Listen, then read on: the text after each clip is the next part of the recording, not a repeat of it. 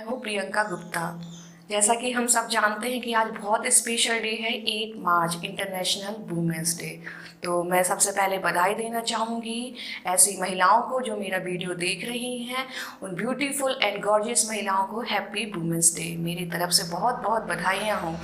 आज देखा जाए आज के टाइम पे सब इक्वल है, चाहे मैन हो या वुमेन, बोथ आर इक्वल। और लेकिन आज भी हमारे भारत देश में कई ऐसी महिलाएं हैं जो केवल घरेलू कार्यों तक ही सीमित हो गई हैं। बोला जाए घरेलू कार्य करना कोई बुरी बात नहीं है। आज हम और आप अगर कार्यों के लिए बाहर जा पाते हैं किसी काम से, तो घर से खाए हुए स्वादिष्ट भोजन से, जिसमें बहुत सारी दुआएं रहती हैं, जिसकी वजह से हम अपना बाहर जाकर कार्य अच्छे से कर पाते हैं। लेकिन कहीं ना कहीं वहाँ कुछ सेटिस्फेक्शन नहीं है कि हमें भी बाहर देखना है कि एक्चुअली चल क्या रहा है। बजट की बात करें, बजट क्या होता है, इकोनॉमिक्स क्या होता है, सब्जेक्ट्स क्या होते हैं, मॉल में शॉपिंग करना क्या होता है, बाहर अपनी एक अलग दुनिया क्या होती है, शायद ये भी जानना बहुत ज़रूरी है। तो ये उन महिलाओं के लिए समर्पित है जो केवल आज घरेलू कार्यों में लगी हुई हैं और किसी न किसी वजह से वो ये बाहर नहीं जा पा रही। हो सकता है वो उनका पारिवारिक मामला हो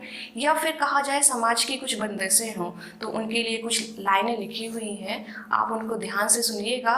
हो सकता है किसी न किसी से ये जुड़ी हुई हों। कुछ ये शरद जी की कविता है जिसको मैं अपने शब्दों में कहूँगी। वह कहता था वह सुनती थी, वह कहता था वह सुनती थी, जारी था यह खेल कहने सुनने का। वह कहता था वह सुनती थी, जारी था यह खेल कहने सुनने का। खेल में थी दो पर्चियाँ, खेल में थी दो पर्चियाँ, एक में लिखा था कहो और एक में लिखा था सुनो। खेल में थी दो पर्चियाँ, एक में लिखा था कहो और एक में लिखा था सुनो। अब यह नियति कहे या महज सहयोग, उसके हाथ लगी जो पर्ची उसमें लिखा था सुनो। वह सुनती रही, वह कहता रहा, उसने सुने आदेश, उसने सुने उपदेश।